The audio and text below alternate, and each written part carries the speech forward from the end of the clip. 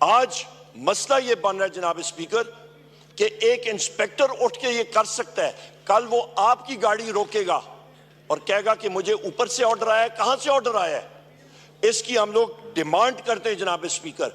और ये भी सिर्फ नहीं, वहां पे रेंजर्स खड़ी थी, वहां पे एफसी खड़ी थी, इस्लामाबाद पुलिस खड़ी थी और उनको इस इंस्पेक्टर मुश्ताक ने ऑर्डर किया, इशारा किया कि इन पे लाठीचार्ज चलाओ और शुरू करो टीयर गैसिंग।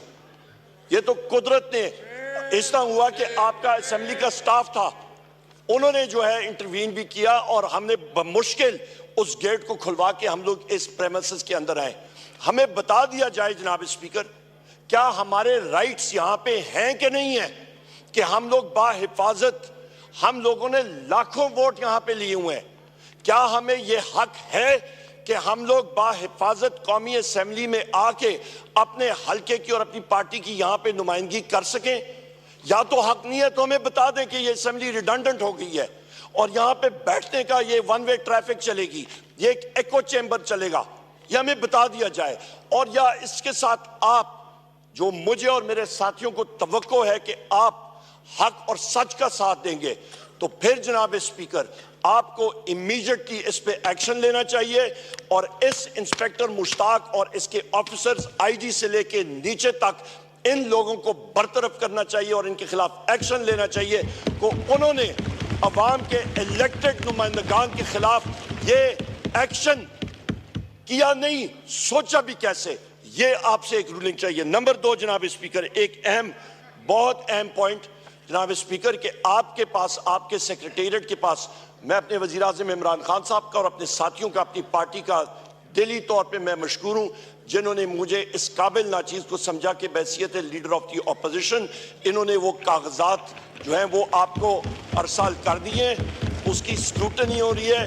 तो लिहाजा इस हाउस को ऐसा तरीके से चलाने के लिए हम लोग आपसे गुजारिश करेंगे, आपसे सेक्रेटेरिएट को, कि वो आप इमीडिएटली उस पर एक्शन लें और वो नोटिफाई कर लें। इसके साथ साथ इसी तनाज़ुर में जनाब स्पीकर एक और अहम बात, कि कल बैसियत MNA मैं और मेरे साथी, कल हमारे पास कोर्ट ऑर्डर्स हाथ में थे और फिर वही बात आ जाती है, यहां पे इस मुल्क में आवे का आवा बिगाड़ के रखती है, आवे का आवा बिगड़ गया और लोगों को कोई तकलीफ नहीं होती, कान पे जू नहीं रही थी। हमारे पास कोर्ट ऑर्डर्स थे कि हम लोग अपने महबूब कायद वज़ीर आज़म इमरान खान साहब के पास मिलने के लिए जा रहे थे। अडयाला जेल के सुपरिटेंडेंट, जिसका नाम असद वड़ायच है, जिसका 12 बार मैंने जिक्र किया, आज खुद उसने कह दिया कि जी कोई यहाँ पे नहीं मिलेगा। और किस बेसिस पे? Security threat.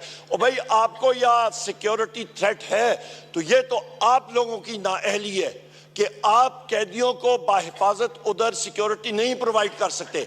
या तो पंजाब पुलिस, जो कि हम नहते शहरियों पे डंडा बरसाने में तो बहुत तेज है, टीयर गैस चलाने में बहुत तेज है, रबर बुलेट्स और हमारे पुलिस गर्दी करने पे पाकिस्तान तहरीक इंसाफ के मर्दों और खवातीन के पीछे तो बहुत तेज है, पर टेररिस्ट के सामने खड़े होने में उनकी टांगें कांपती हैं, वो भाग जाते हैं। या तो वो सही सिक्योरिटी दे और वहां पे वो खड़े हो और ये हीले बहाने ना करें। उसके खिलाफ भी जनाब स्पीकर एक बोगस एक्सक्यूज के ऊपर वो डिनाई कर रहे हैं, इसको हम लोग कंडेम करते हैं। हमारे मेंबर्स का, इन सारों का इस्तिकाक मजरूब है, वो भी आपके सामने रखते हैं। तीसरी अहम चीज जनाब स्पीकर, मेरे यहाँ पे साथी, यहाँ पे एक सीनियर कानूनदान जनाब बैरिस्टर लतीफ खोसा साहब, इनको और बैरिस्टर सरदार लतीफ खोसा साहब, शुक्रिया जनाब राना साहब, बैरिस्टर सरदार लतीफ खोसा साहब, इनका इस्तिकाक मजरूह है। हमारे सीनियर कानूनदान बैरिस्टर सलमान अकरम राजा साहब का, और उसके साथ हमारे MPA हैं हाफिज फरत अब्बास साहब, उनको आज इन सारे साथियों को उठा के बशमूल 102 लोगों के अरेस्ट किया गया। हाफिज फरत आज भी जेल में है।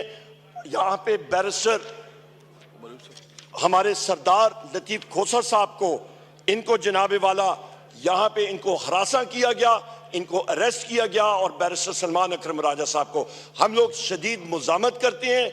मैं रिक्वेस्ट भी करूंगा, आप टाइम दीजिएगा बैरिस्टर साहब को कि वो अपनी जो इंसिडेंट्स हैं वो आपको खुद भी सुनाएंगे और प्रिविलेज मोशन पेश करेंगे।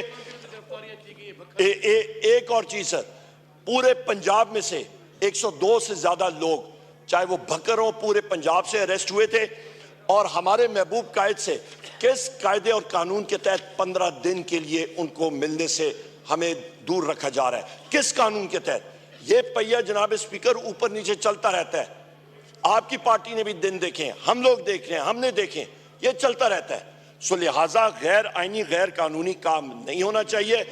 आखिरी और एक और चीज जनाब स्पीकर, एक और बहुत अहम चीज कि हमारी यहां पे मेंबर कौमी असम्बली है शंदाना गुलजार साहिबा, FIA ने आपको खत लिखा इनके बारे में, इनका भी प्रिविलेज मोशन ये है और खुद ये आपके पास सरसाल करेंगी, आप यहां पे आके सेक्रेटरी साहब को सबमिट करेंगी। FIA ने खत लिखा कि स्टेट के फंक्शनरी के बारे में, चीफ मिनिस्टर पंजाब उसके बारे में, या शंदाना गुलजार साहिबा so called chief minister Punjab Maryam Nawaz या मरियम सफ्तर के खिलाफ इन्होंने यह बात की है। इनका कॉन्स्टिट्यूशनल और लीगल राइट है। हम लोग हर जगह पे बात करते हैं, इस बेंच के लोग बात करते रहते हैं, पर यहां पे FIA को एक गस्टापो टूल के तौर पे इस्तेमाल किया जा रहा है, जिसको हम लोग कंडेम करते हैं। और ये इस हाउस की तरफ से हम लोग इस चीज को, हमारे ऑपोजिशन बेंचेस इसको कंडेम करते हैं। और ये हम लोगों ने सामने आपने as custodian of the house इसका ख्याल रखना पड़ेगा। लास्ट बट नॉट लीस्ट, दो अहम पॉइंट्स जनाब स्पीकर, और वो ये हैं कि चीफ रिपोर्ट्स हमारे पास ही हैं कि चीफ इलेक्शन कमिश्नर उसको ये सो कॉल्ड हुकूमत, इलीगल हुकूमत कॉम्पनसेट कर रही है, उसको भेज रही है एज एम्बेसडर टू कनाडा। पर उस पे जो डील स्वीटनर है, जो कि उसमें चाय में शक्कर और चीनी और शहद जो उसके लिए डाला जा रहा है, वो ये है कि तुमने डिलीवर करना है। और वो डिलीवरी क्या है कि तुमने पाकिस्तान तहरीक इंसाफ के 20 से ज्यादा सीटें उस पर रिकाउंटिंग करके झुरलू फेरना है, जिस तरह के फॉर्म 47 पे फेरा गया था।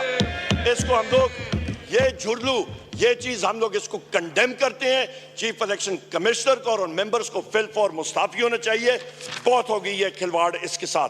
जनाब स्पीकर, आखिरी पॉइंट ये कि हमारे दो कीमती मेंबर्स पाकिस्तान तहरीक इंसाफ के, हैदर मजीद और हसन न्याजी, इनको 13 अगस्त 2023 से लेके आज तक मिलिट्री कोर्ट्स के जुमरे में आज भी पाबंद सलासल हैं। सुप्रीम कोर्ट ने पहले अपना फैसला दिया जिसके तहत मिलिट्री कोर्ट्स को इलीगल डिक्लेयर किया गया।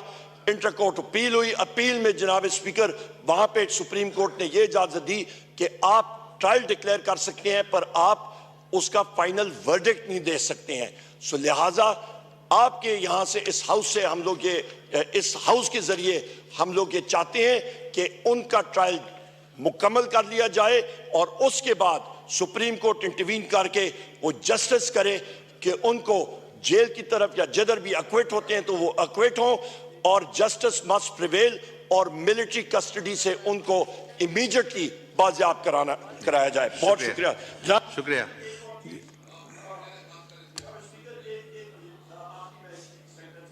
जी, उमर अयूब साहब का माइक खोलें। थैंक यू जनाब।